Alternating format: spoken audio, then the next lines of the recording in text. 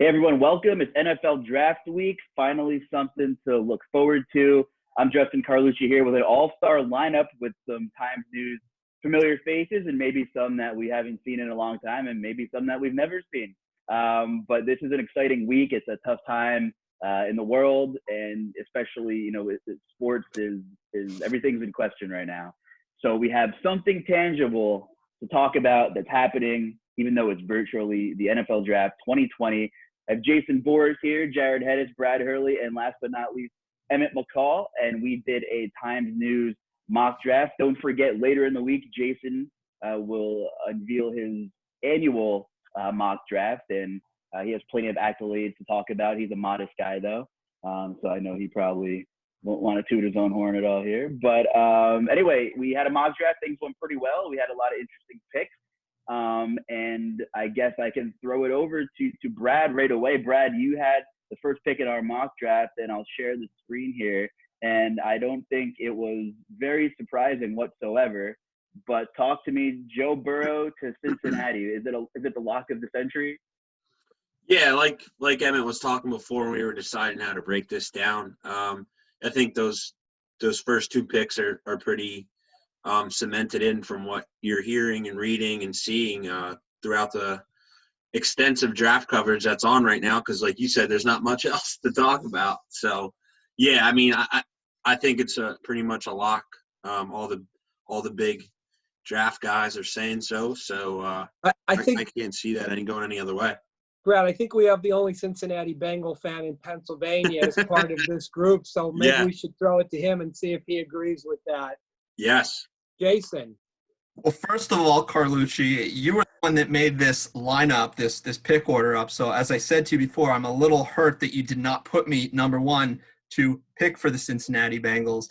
But as Brad alluded to, it is a 100% set it and forget it lock that Joe Burrow will be the Bengals pick at number one. He's a hometown kid, grew up about two hours away from Paul Brown Stadium. His girlfriend lives in Cincinnati. He's their guy. The girlfriend factor playing into this at all, or is that just some extra info? That's just some extra info. That's so I could pick. That's so I could make the Eagles pick, Boris. That's why they put me one. That's right. Jason, while you have the floor, tell everyone a little bit about kind of what you've been involved with mock draft wise over the last X amount of time. I'm not even sure how long you've been doing it, but just to inform the listeners and the readers kind of what you do. Yeah, so the NFL draft's kind of my baby. This week is like Christmas come early to me. This is one of the best weeks of the year for me, probably one of the most stressful weeks as well. But I've been putting out mock drafts and following the draft since I was very young, since I was in elementary school before the draft became a mainstream event. I used to take off school. I used to watch it during the afternoon when I was like 8 or 9 years old. I used to jot names down, cross names off lists, eventually formulate some mock drafts. So as I was saying to somebody earlier today, I think I don't have the exact number, but I think I've been putting a mock draft out for at least 30 years now. I started doing it as a hobby. I eventually tied it into the Times News when I worked in the sports department there. I've still carried that over. I'm still publishing my mock draft. It's kind of gotten some national notoriety. I'm involved with the Huddle Report. It gets graded every year, and I'm one of the most accurate mock draft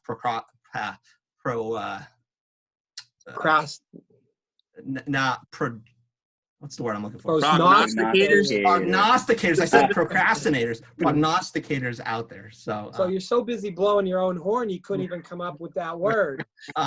Tell me about it. So yeah, it's a great time of the year. But a lot of I mean, I legitimately follow the NFL draft 12 months a year. So before we move on to Chase Young and Jarrad Hedes, you've been quiet. Thanks for joining us, by the way. I know a lot of ego, a lot of wind in this Zoom conference here. Not might be hard to get some words in. I have been on the air with guys, such as Whitey Williams and Charlie Killian many times, so I'm used to it as well.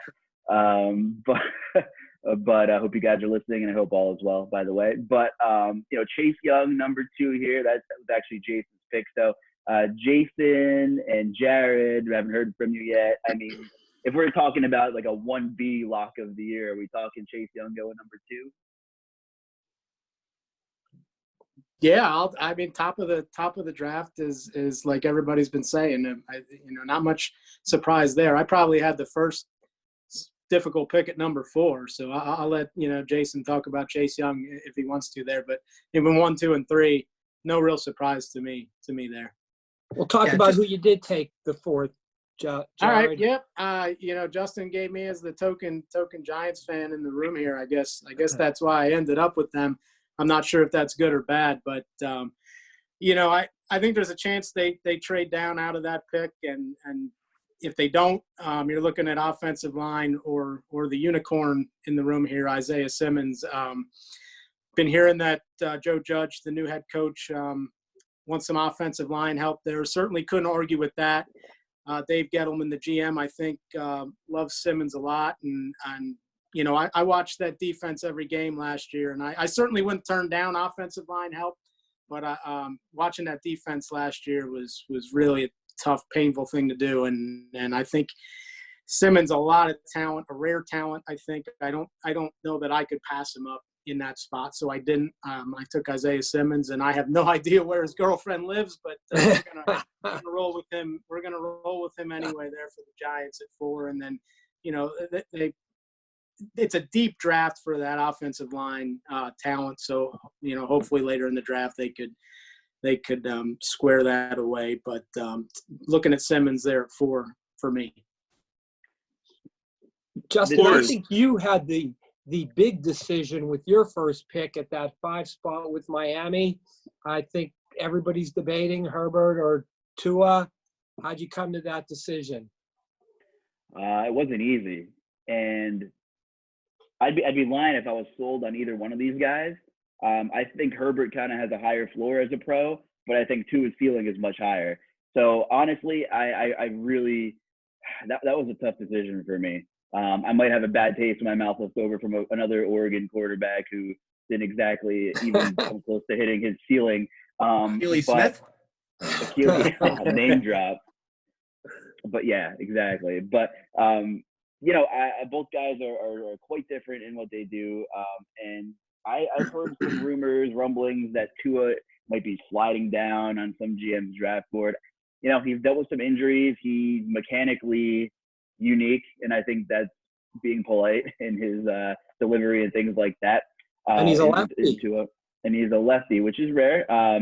But I think Miami needs some kind of consistency. I love their head coach. They made a lot of signings in the offseason. They signed some veterans, and they spent some money. So I think they might go kind of with the higher floor guy to start. I mean, honestly, I think it's tough.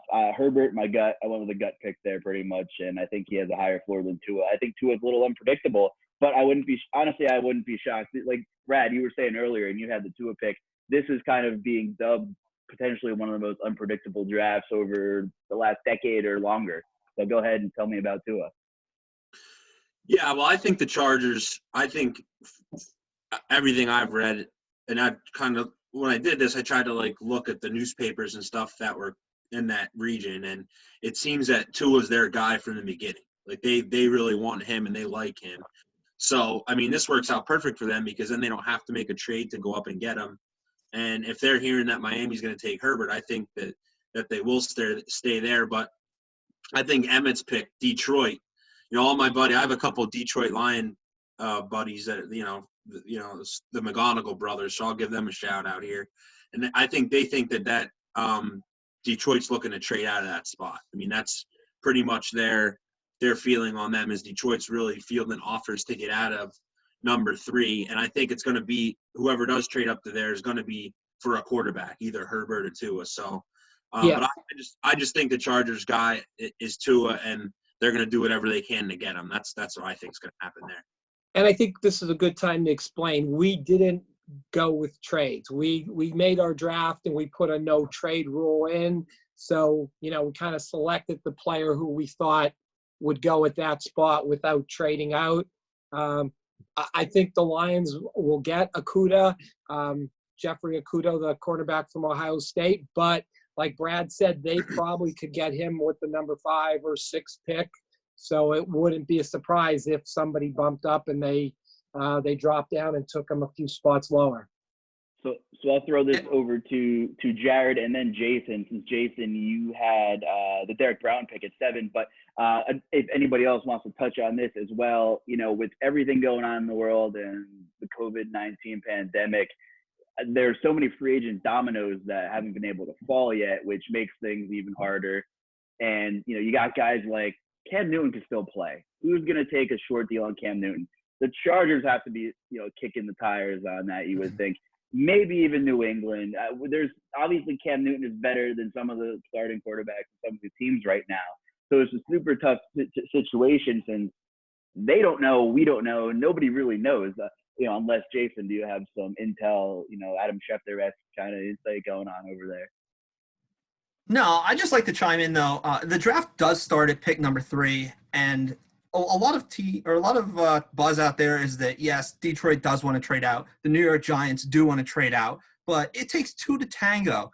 And I'm not sure, even though teams want quarterbacks such as Miami and Los Angeles, I'm not sure either of those teams are going to move up. I don't think Detroit's going to want to draft Jeff Okudah at 3.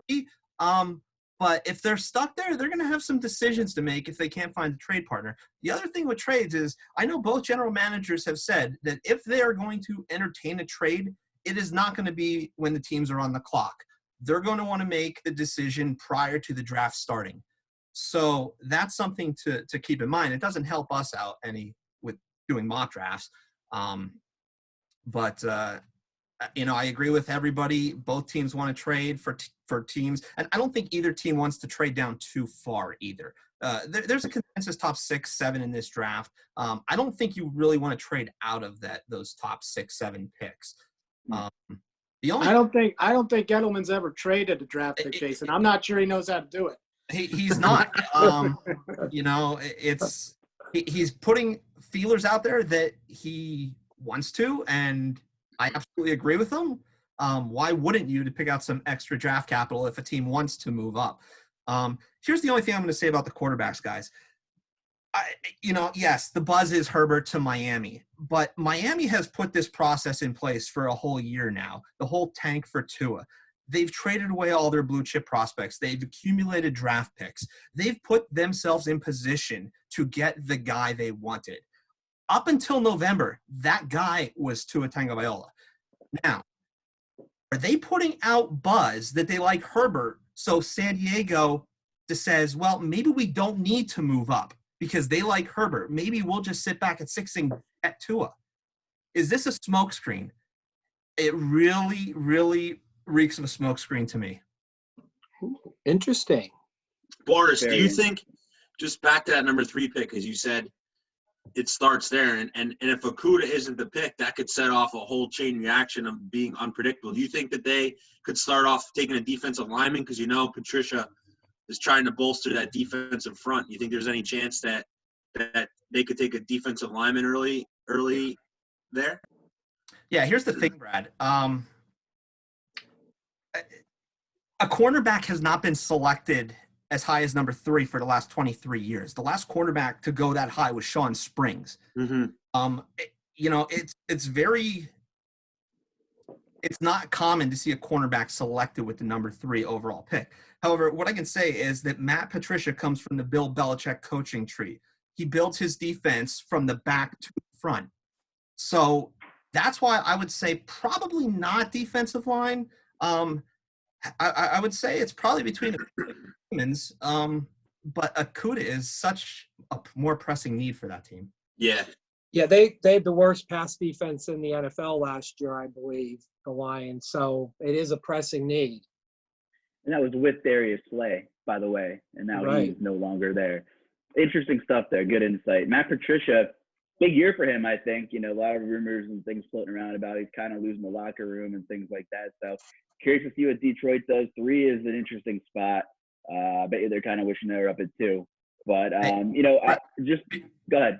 I'm just going to put one more thing out there, and I'll probably have this in my mock. I'm not saying who I'm picking, but I'll probably at least allude to it.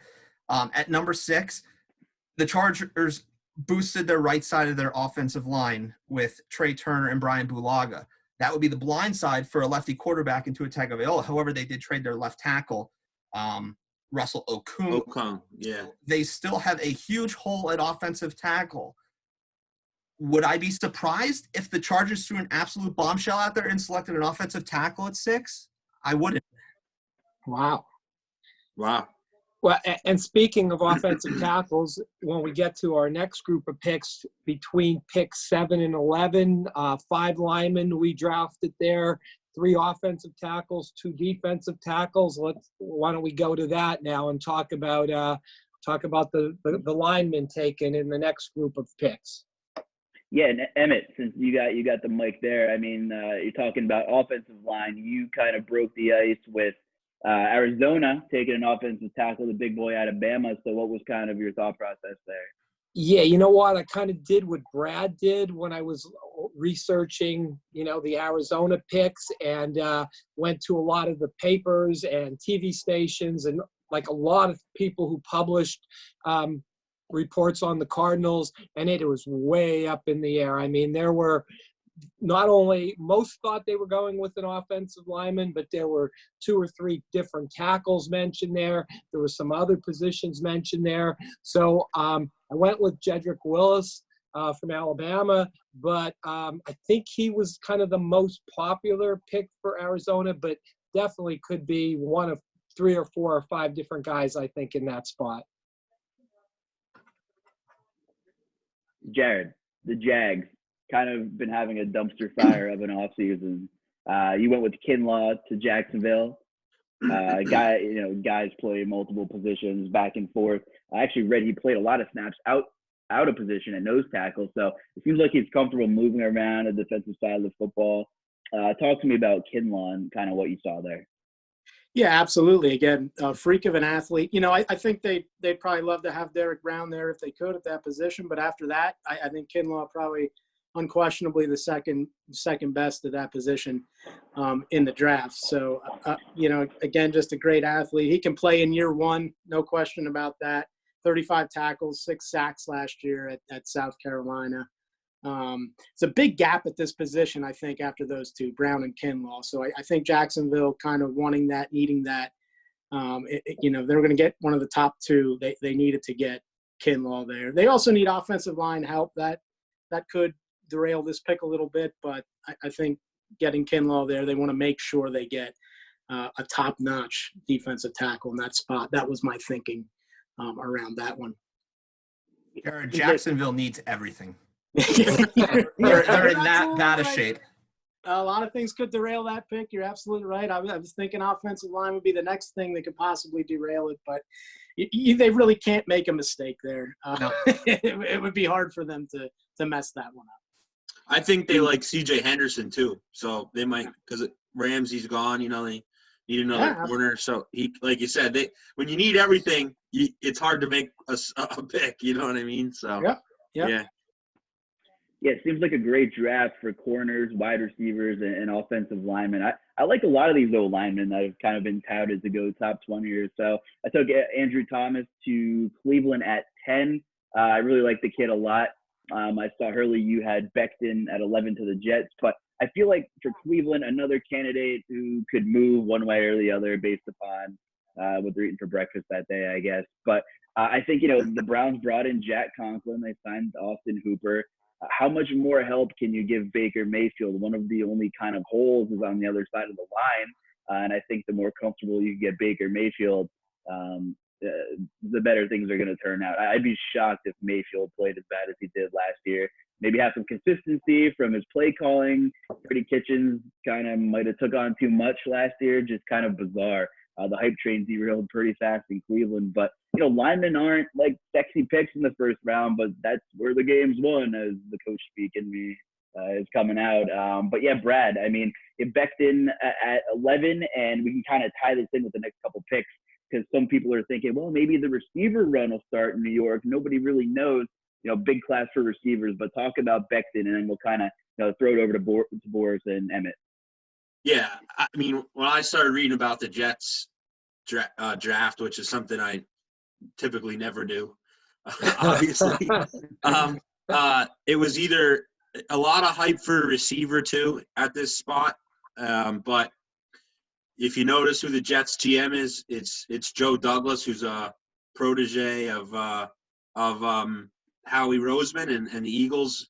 And what the Eagles like to do is, as you know, is they build their team around their defensive and their offensive line. So with the glaring need there, I just can't see that they don't go, left tackle with so many good ones here. When you have a quarterback in Sam Darnold, who I think is going to be a really good quarterback in this league, you got to give him something at left tackle that could be with him for the next, 5 to 7 years that's going to protect him. And I think that any of these guys would be great there. Becton's just a freak of an athlete.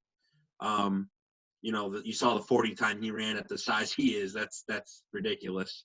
So, but any of these guys, it just depends who takes who. You know what I mean? If Arizona doesn't go Wills, they go worse, then Wills could go to the, it just doesn't matter. They're kind of all interchangeable, I think. And Becton's there, and I think that they're going to go left tackle. But they could go receiver too. But I just think with Joe Douglas being from that Howie Roseman tree, he's going to try to build that offensive lineup. And then the offense, and then the wide receivers start next with our next pick, the 12th pick. Jason Boris was making it for Oakland. We took 6 wide receivers in the first round. Lots of people think there could even be more than that taken, but the first one was C.D. Lamb to Oakland. So Jason, why don't you tell us why you thought he was the top receiver? Yeah, so this is going to be an interesting point in the draft because I think you look at what teams are looking at and needs. You have the Jets, Oakland, San Francisco, Denver, all possibly looking at receivers. You have possibly Jacksonville, Cleveland, the Jets, Tampa Bay, all looking for tackles. So I think between picks 8 and 10 are prime spots where you're going to see some action with trades, with teams trying to move up in front of some of these teams. So I think it's very fluid at this point in the draft, but I chose C.D. Lamb to Oakland. Do I think he's going to be the first receiver taken? Stay tuned on Thursday to find out. Good tease. So in this draft, I think C.D. Lamb fits what Mike Mayock and John Gruden look for in a receiver. The intangibles as well as the build of the types of receivers that they typically look for. He's a good high character guy. For Oakland, if both Judy and Lamb were both on the board as they were here, I think Lamb just fits a little bit better into that offense than Judy does. So that's why I went with C.D. Lamb. Yeah, and then I took Judy next with the 49ers pick. Despite him really crashing with his Wonderlic test, I think he's a great receiver, and I think the Lamb-Judy debate could go either way, but I would think if he's there at 13, that's who San Francisco will take. Well, I'm glad that I didn't have to take the Wonderlic to be a part of this mock draft. I'm not sure you would have asked me back, but Tampa Bay next, and I heard they got some quarterback in the offseason. I don't know if you guys are aware of that or not. He's just kind of a flash in the pan guy. I don't think flash he's in the pan do anything. guy. But we talked earlier. Brad talked earlier about protecting Sam Darnold and what you got there at quarterback, and I think this pick goes right along the same lines. Protecting Tom Brady, their new guy there at the quarterback position. So the top offensive linemen, they were flying off the board here. I got the 4th out of the top 4 here, I think, and I was a little bit worried about that they'd all be gone by the time it got to Tampa Bay, and that's why I think in actuality, and we can let Jason talk to this a little bit in a minute, but I think the more I read a lot about Tampa Bay and their draft, and I think they might be trading up to make sure they get one of these offensive linemen. I don't know if he's hearing that or not, but so I think that's that's where I went here for Tampa Bay. Got to protect Brady. How to go offensive line in that spot. And I personally, with all I read, I don't think they're going to wait and let it get down to where it got here in our draft because we weren't doing trades. I think they might look to move up and make sure they get they get one of these top four linemen. Yeah, I can't disagree with you, Jarrad. The Buccaneers are in win now mode, at least for this year and next year. They need offensive line help, specifically tackle. If they wait, there's no guarantee that one of the top four are going to be there. So, again, as I alluded to, picks 8 through 10 are prime spots for teams looking to move up. Absolutely. I had a tough decision here with Denver. I went with Henry Ruggs, arguably the fastest receiver in college football. Drew Lock coming in. Cortland Sutton really is coming into his own. They bring in Melvin Gordon. So they're giving Drew Lock some help. John Elway's finally putting some kind of pieces to a puzzle together. That whole Joe Flacco era was brief, short, and kind of a waste. So things are kind of changing in Denver. I really thought about going defensive back here. I know, Brad, you talked about Henderson, and I really debated on pulling the trigger with Henderson to Denver, but I went with Ruggs. And I saw that you took one of the few high-profile edge rushers with number 16 to Atlanta, a team that lost Vic Beasley and a defense that really needs some help on the edge. Yeah, I'm gonna go with Boris is talking before how those two guys are locks at 1 and 2. I think it's a lock that if Chason is on the board at 16, that Atlanta's going with him. I mean, they lost all their edge rushers from last year. They let some of them go, and some of the other guys they didn't re-sign. So, I mean, they need that. I mean, they don't have really anybody there that's an accomplished edge rusher. So they have to find somebody, and it's pretty, across the board, it's pretty evident that Chason's expected to be the best of that group.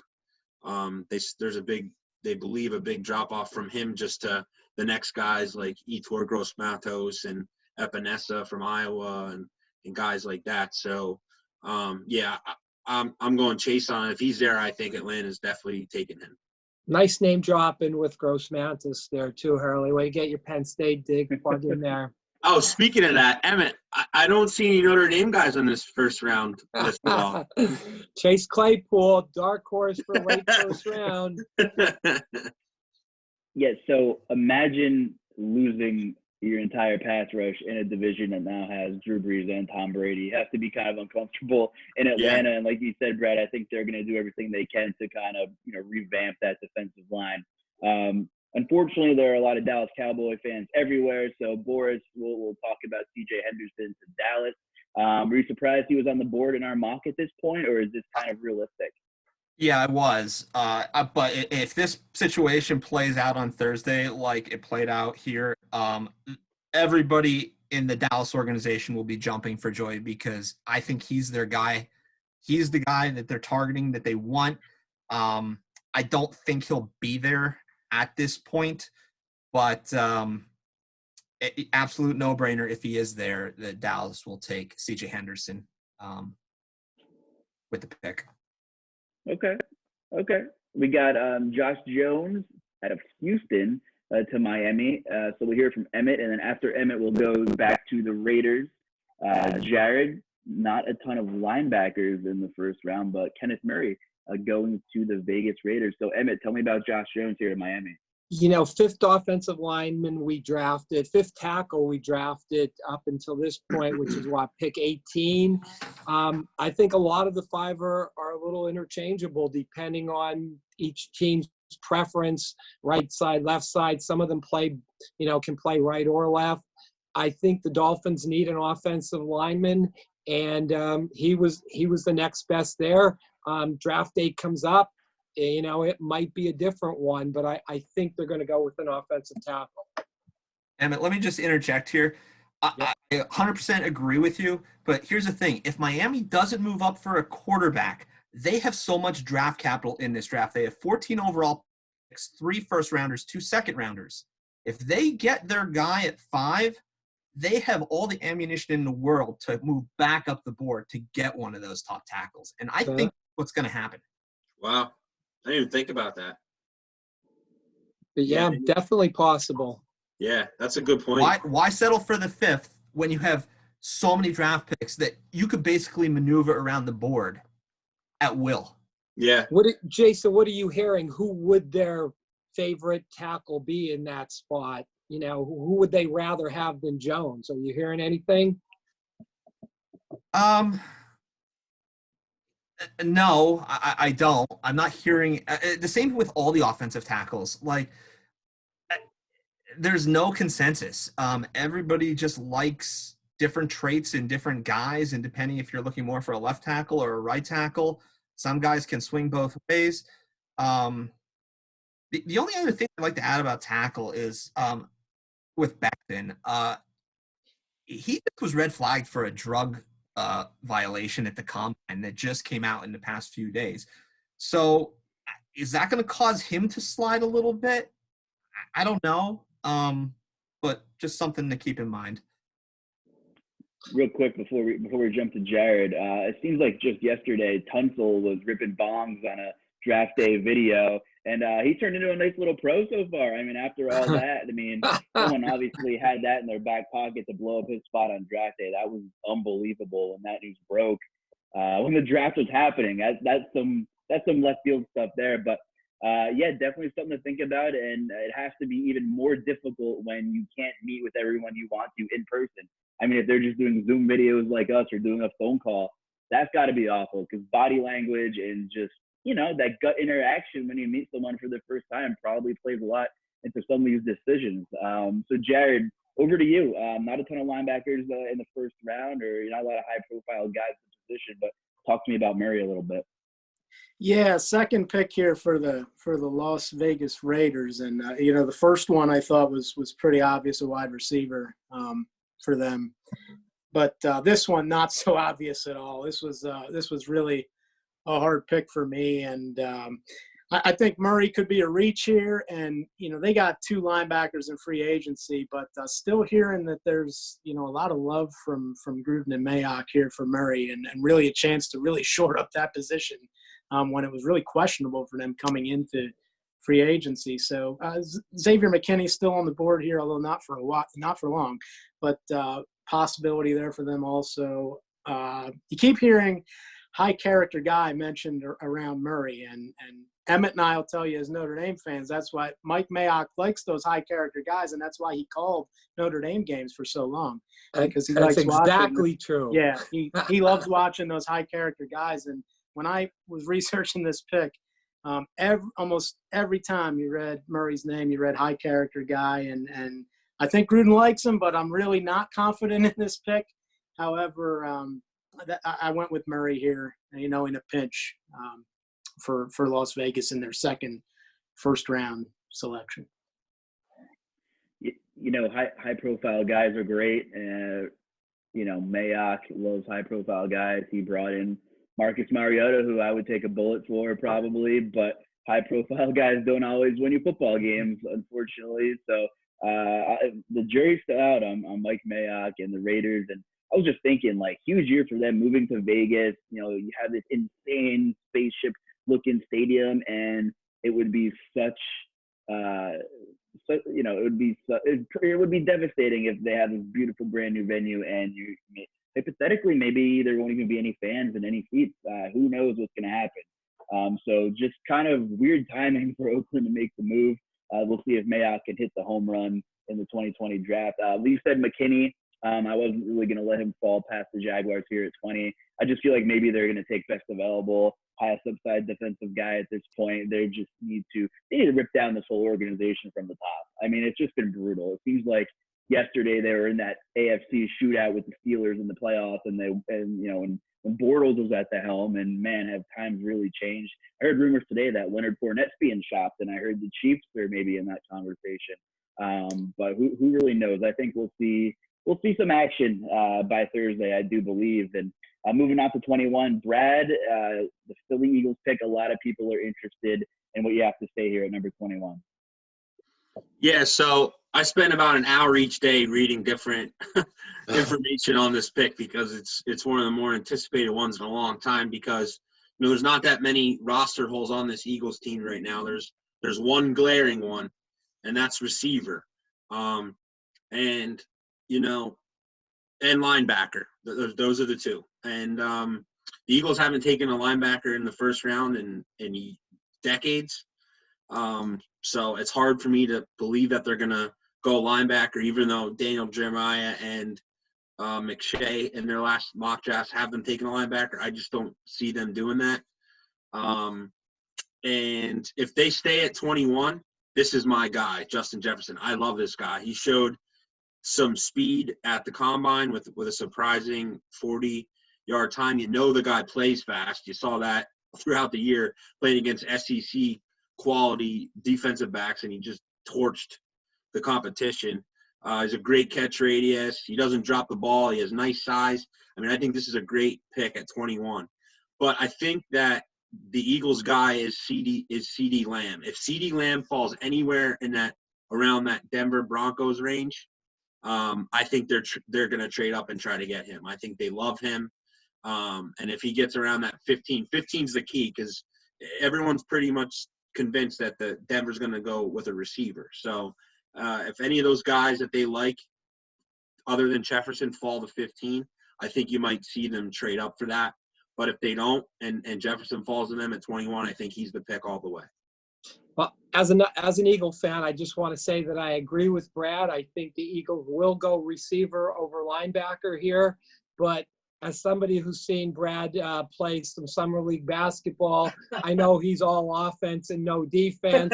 And I don't think it's any surprise that when I'm recapping Brad's first 5-6 picks he made, that he took 4 skill position people, 2 quarterbacks, a receiver, a running back. So, there's no surprise that he went offense there. Here's the thing, Brad and Emmett, you're both Eagles fans. Last year, you just spent a second-round pick on Arcega-Whiteside, and now you're going to come back and spend another high-premium pick on a non-premium position. You're still convinced that the Eagles go wide receiver here? Brad? Yeah, I mean, who do they have right now on the team that's going to be a viable option? Alshon Jeffries. Deepest receiver class in draft history this year. Alshon Jeffries coming off of Liz Frank. Deshaun Jackson, who knows? He had that that hernia. Who knows how much, if that injures that again, he's done. We need to get Carson some help. Yeah, you have Greg Ward. You have Greg Ward right now as your only dependable receiver, and he was on your practice squad for the majority of the year last year. But you don't think you could get a receiver later on? I mean, this draft is just loaded with wide receivers. Yeah, but then they're going to trade back. So that's what you're. But you're saying you're settling for the 4th-rated wide receiver. Yeah, but I don't think that he is. I think he's better than some of those other guys. I think Jefferson's vastly underrated. Jason, where are you going with this? Are you thinking they're taking a linebacker? Is that what we're going here? I don't know.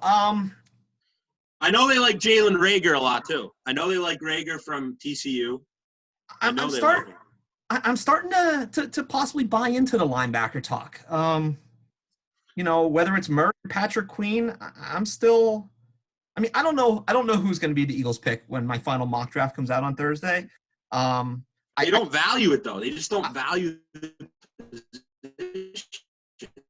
They don't. I mean, they've shown. You're right. They haven't taken a linebacker since 1979 in the first round. But I don't know. That was good. But just think about it. They got rid of Bradham. They let him walk. They got rid of Hicks. They let him walk. Right now, their linebackers are Nathan Jerry, T.J. Edwards, and Alex Singleton, I think his name is. So they don't have anybody. I agree, Boris. But there's also guys in the 2nd and 3rd round that you could get. I really like Logan Wilson from Wyoming. I like him. I like Jordan Brooks from Texas Tech. I mean, those are guys you can get in the 2nd and 3rd round that'll be there. Let me ask you this, as Eagles fans. If they do go linebacker, would you have a preference to either Patrick Queen or Kenneth Murray? I like Queen all the way. Yeah, me too. Yeah, he's a monster. I agree. So before I know people that are going to be watching this. There's going to be a lot of Eagles fans. Pittsburgh doesn't pick in the 1st round, so I figured I'd at least play devil's advocate with a different position than you. They could definitely do it, and it would. You never know with Howie Roseman. You just don't. But like you said, there is so many good receivers. They could easily get a receiver in the second round. KJ Hamler, T. Higgins could. Chase Claypool. Chase Claypool. Yeah. No, they want speed. They want speed. 4-4. Yeah. Hamler would be a great replacement for Djax. Yeah. It would. Before I throw it over to Jarrad, a couple of things I was just thinking as you guys were talking. I could see them going linebacker. You're in a division where you see Zeke and Barkley a combined 25% of your schedule in a division that'll probably be decided by maybe a game. Yeah, I mean, having Djax and Alshon, two of the most injury-prone receivers of the last 10 years, is definitely not great. And Zach Ertz was playing with broken ribs towards the end of the year. I was doing some reading, you know, I saw that a lot of GMs were thinking you can kind of get the same talent in picks like 30 to 40 as you can from 20 to 30. So I wouldn't be surprised to see some contenders build some depth and trade back, like you said a little bit, Brad, too. Obviously, there's not much to bet on right now, so I was digging into the NFL receiver props and quarterback passing touchdown props. And Carson Wentz is I just want to throw this out there, he's at 27.5. He threw 27 last year to Greg Ward and nobody else. So if they had any help for him and a full season of Miles Sanders, I'm just saying my money, I might make a little deposit before Thursday because that number that's low. You give me 16 games of Carson Wentz with some healthy receivers and Justin Jefferson and some Miles Sanders, I'm putting some money there. But anyway, just had to get that out of my system. Jarrad, you had Patrick Queen at your pick after Philly. So what were your thoughts there? Yeah, so you guys just sung the praises and really did my work for me here. If he's still there at that point, New Orleans taking the LSU kid just makes sense from that perspective. And what a great athlete, like you all just said, hasn't allowed a reception longer than 20 yards and 488 career coverage snaps. And I looked that up. I did not know that statistic. Impressive, Jarrad. If the Saints do indeed see Taysom Hill as the successor to Drew Brees, and I think they do, there's no need to take the quarterback in that position. So the offense is still elite, no question about that. You go for the stud defensive linebacker here from right down the road in LSU. So, Justin, we kind of skipped over the Patriots pick that I made, and I went with the quarterback. I heard they lost the guy who'd been playing for them the last couple of years. I would like to know Jason's thoughts on Jordan Love and if he thinks New England has some love for Jordan Love. What do you think? Yeah, so it's possible, but I'd say highly unlikely. Bill Belichick has to have a plan here. Whether he thinks Stidham's the guy or somebody else is the guy, I just don't see Jordan Love going to New England. And to be quite honest with you, I don't even see New England making this pick. I think they're going to trade down somewhere. Any chance they trade up to get one of the top get like three? a Justin Herbert or something? Yeah. I guess there's a chance if Herbert starts falling, or Tua starts falling, but I don't see them settling for Jordan Love. Okay. Emmett, Bill Belichick hoards draft picks like toilet paper. He's not trading up in anything. Right? Yeah, that's a good point. That's not the New England way normally.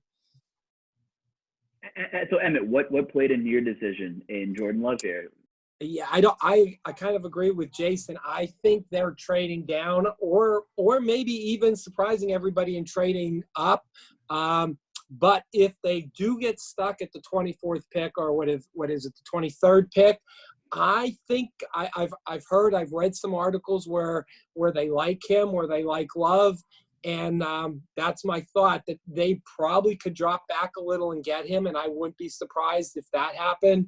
But like I said, if they stay at 23rd, obviously they need a quarterback, whether it's this year or a couple years down the road, to fill Brady's shoes. And I heard they love Jordan Love. The thing is, the Patriots don't have a second-round pick this year, so unless one of those quarterbacks really, really start falling, they're not going to have the ammo unless they start giving up first-round picks in future years. I don't think that's going to happen. But the same thing, the reason I say they're going to move down is because they don't have a second-round pick. So that Bill Belichick, like Jarrad said, he loves accumulating draft picks for this year and future years. They're definitely a wild card of the first round. I just can't wrap my head around Stidham being the guy. They still have a very good defense on paper, and they're going to compete at least in the AFC East. So I just don't know. Maybe I'll be eating my words when I look back at this in like a year, but I just can't see it. You would think maybe they kick tires on Cam Newton. There's no way I would see Bill Belichick with Jameis Winston. I don't know what other options are out there. Andy Dalton. Oh God. Big Red. Ultimate game manager? I mean, maybe. I don't know. But yeah, so we'll see. Definitely interesting to see what New England does. I went T. Higgins to Minnesota, obviously filling a void there. There's multiple directions Minnesota could go. And they honestly, I can see them trading down as well. Everson Griffin might be out at defensive end. Obviously, Stephon Diggs went to Buffalo. Diggs accumulated like 70% of Kirk Cousins' deep passing yards last year. So unless they fill that void with somebody else, the Vikings are going to struggle to move the football downfield. I love Dalvin Cook as much as the next guy, but eventually you got to open it up a little bit. So I'm thinking T. Higgins might be in play at Minnesota. Hurley, DeAndre Swift, Dolphins making a ton of moves, and another team with multiple picks in this first round. Maybe they trade out of this one as well. But hey, they're going to be fun to watch and see how these pieces are put together come August. Yeah, I love this player. I think he's going to be a really, really good NFL running back. He's got speed. He's very he's got a lot of wiggle to him. He loves going east to west. He can make defenders miss, and he's great out of the backfield catching the football. So I think what better way to give your rookie quarterback some help than a running back that can catch the ball and also do some damage in the run game. If he doesn't go here, he could go. I could see him maybe going to Kansas City, but you mentioned there maybe if they get Fournette, that probably wouldn't happen. But as Boris mentioned, if they move up to get an offensive lineman, they would probably have to trade this pick to do that. So, but if they stay here, I like them taking Swift. You hear everybody saying, Swift has definitely a first-round grade through all the draft prognosticators, as Boris struggled to say before. But everybody has a first-round grade on this guy. It's just, some years the running back's valued in the first round, and some years it's not. So I think he has first-round talent. You just don't know where he's going to go, but I went with the Dolphins here with this pick. Cool. Jason, let's go to Seattle. We got about 10 minutes left here. Penn State at 27 to Seattle, Boris. Yeah, so this is what we know. In the last 8 years, Seattle has traded down in the first round. So nothing would surprise me with Pete Carroll and that front office. The other thing we know about Seattle is they make their pick and then everybody scratches their head and say, what? So, yeah, if they lose Clowney, a defensive end would probably be their most glaring need, which is why I went with the Penn State kid here. But that being said, would it surprise me if they take Southern Illinois safety Jeremy Chin? Probably not. Interesting. How much further can they actually trade down? You think they'll just get out of the first round completely at this point? It's a possibility? I don't know. They've done it the last 8 years. I mean, that's a trend. Trend is your friend. We all know that. Okay, moving on. We got a couple picks left here in the first round. Emmett, you had Baltimore, a team that's pretty well rounded on paper, so they're going to bolster that front seven a little bit. Yeah, I think they want a linebacker if things work out well. I've seen some projections where Queen drops all the way down to the Ravens pick at 28, which they would love that if that would happen. But if Patrick Queen doesn't drop that far, I have them taking Zach Bond from Wisconsin. Really good linebacker. I know the Ravens like him, so that's who I went with. Okay. Jarrad, I need to hear this. I think Christian Fulton is my second favorite corner in this draft, and you have him going to the Tennessee Titans. So give me some good news here. Well, I'm happy I did well for you then. Another talented defensive guy out of LSU, good press corner, checks all the boxes. I think, and Justin, you're the Titans guy, so you can speak a little bit more to this, but I think this far down in the first round too, and the Titans are. I texted you and I asked who would you want in this spot because I had to pick, but it's your team, and you responded with Clowney, Jadeveon Clowney. So I think the Titans are much more concerned about some other aspects, not the draft here. Jadeveon Clowney, can they get their hands on him? What's going to happen with Logan Ryan? I think they're a little bit more concerned with what's going to happen outside the draft. But, we were pressed to make a pick here. So I went with Fulton from LSU, and I'm glad you like him. But you can talk about some of that outside stuff if you want. Yeah, and I think they're a big candidate to also trade back at this point. They don't have a ton of picks this year. They cap dumped Jarrell Casey to Denver. Jeffrey Simmons is going to be a fine replacement for him. I know, Vrabel and John Robinson have been very aggressive the last couple of years. They ended up with Harold Landry and Rashawn Evans a couple of years ago, and then they took a gamble with Jeffrey Simmons last year. It's worked out great. Not to mention hitting the home run with A.J. Brown, honestly. So at this point, I kind of trust them with my life. I can see them trading down unless Fulton's still on the board. But this is a unique situation where if, the world wasn't facing such crazy issues, a lot more of the dominoes would have fallen. And Logan Ryan played elite football last year, former Patriot. The Jets were looking at him. At this point of his career, I don't know how much of a pay cut he's willing to take. He's coming off one of his best seasons ever. And the Titans would be a little thin at corner. So I think corner kind of makes some sense. They did sign Vic Beasley, who to some people was a bit of a disappointment last year in Atlanta. But this is also a weak class for edge rushers, as we talked about. Brad, you had, what's his name, going to Atlanta up at 16, the kid from LSU, and then there's a huge gap between edge rushers here. So we'll see what John Robinson and Mike Vrabel do, who were one game away from a Super Bowl. So anyway, I took Rigor to Green Bay, TCU kid, get Aaron Rodgers some more help there. Another team that could go in various directions. But I think just having some more help on the outside there. I remember distinctly watching one of the more highly anticipated regular season games in prime time where Green Bay was playing the 49ers, and they were just so mismatched on the outside. No one was getting any separation. Devontae Adams can't do it all. You double him, who else does Green Bay have? Aaron Rodgers is, the NFL came out with the all-decade team, and a lot of people were kind of saying, well, would you put Aaron Rodgers or Drew Brees on that list? And I just think sometimes I watch the intangibles that Aaron Rodgers has, and last year he didn't have a heck of a lot of help. So I think they're going to, do everything they can to get him some more firepower. That being said, the Niners at pick 31, Brad, you went with another corner out of Alabama. Yeah, I think the Niners are definitely looking to get a corner that can come in and help them right away. They struggled opposite Richard Sherman last year with everybody they tried to throw out there. I think they're going to trade this pick because they don't have any picks in like the second or third round. So I think they're going to trade this pick. I think it's a lock that they trade this pick to accumulate some more draft picks.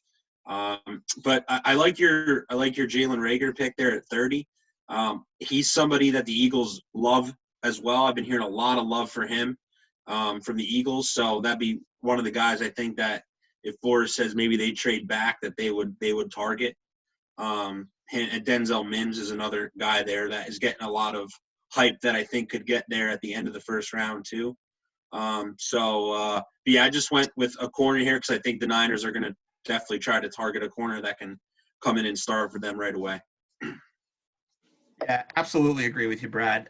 The 49ers do not have another pick until round 5. Yeah. So there's no way they're picking here at 31. And at 32, I think Kansas City's in the same boat. They only have 5 picks in this entire So when we start getting to the end of the first round, remember, guys, that first-round picks come with that 5th-year guaranteed contract. Yep. Well, that's important for teams wanting to come up.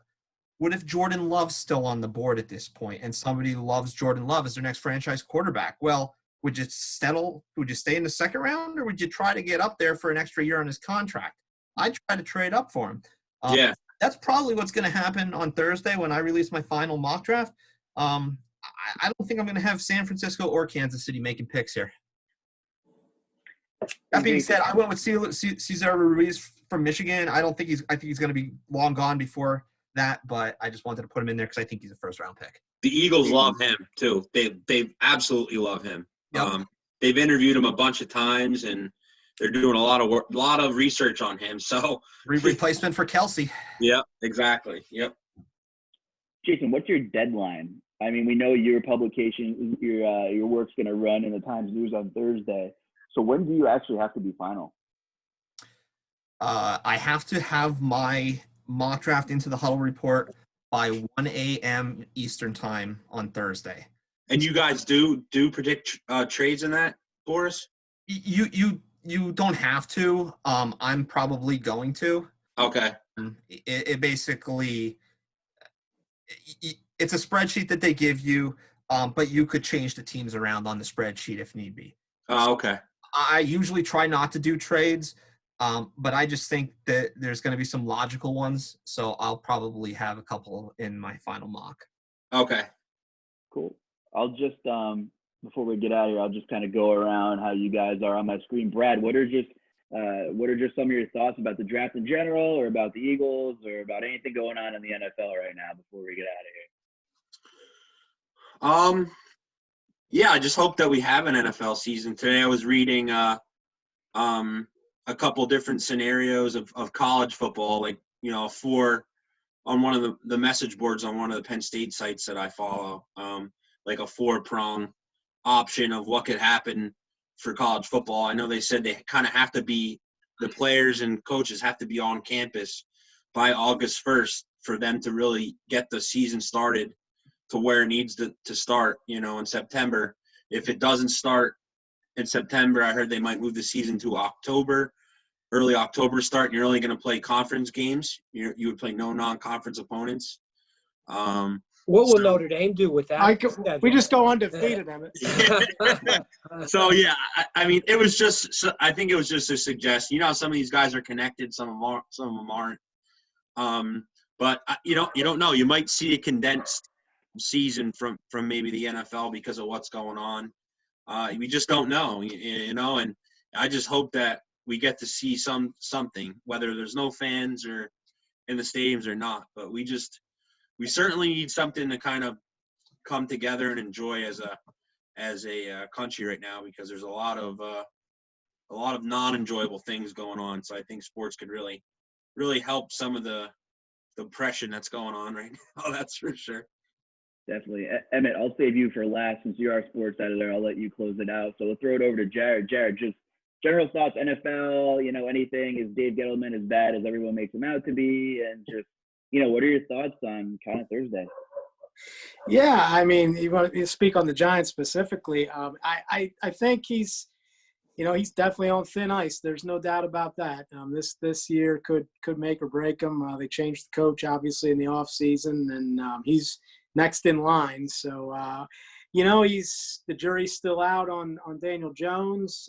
He hasn't completely – I mean, he made some nice picks. We'll see what happens with this year. Again, I think he's got a different idea from everything I've read. He loves Simmons. Judge wants an offensive line. I think they're going to trade out ultimately. I really do. But he definitely concerns me. But I'm willing to give him this year and see what happens. Hold out a little bit of hope. They do have some talent on that football team. They got a lot of holes. I'm not gonna deny that, but there's some talent there to build around. I've got faith in Daniel Jones after a year. I think if they can build that offensive line, start to give him some support there, I think things can turn around for them. And I don't think it would take, ultimately too long to do it. Again, they need that defense as well. They need to fix that up because they just couldn't stop anybody last year. So, it's out there for him, and we'll see. This is his make or break year, so it's a big night for him on Thursday. I think it's going to go a long way in determining his outcome at the end of this season, if we have one. And like Brad I sure hope we have football this year. We all need something. I'm watching games from the 80s and 90s like everybody else, and we need some, and that's great, but we need some current sports, and I'm watching high school games on Channel 13 where John Faust is at the scorer's table, and none of you guys know. I mean, Emmett can speak to that, but Name dropping. We need some current sports going on. So like everybody else, I hope we have a season this year. Definitely. Jason, go ahead. Yeah, so I mean, this whole draft process has been so unique when you think that there has been no pro days, no on-campus workouts, no visits to team headquarters, no medical checks. Everybody's kind of going into this with a complete blank slate, which to me adds such an interesting dynamic.